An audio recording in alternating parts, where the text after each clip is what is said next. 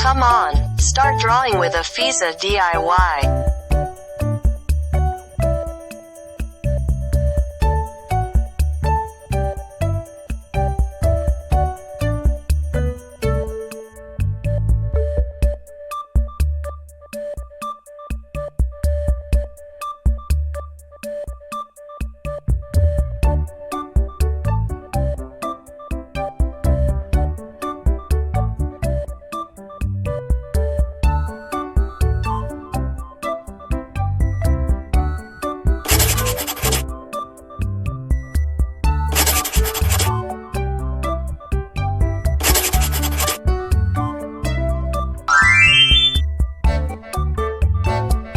Don't forget to subscribe, like, and share the Afizah DIY channel.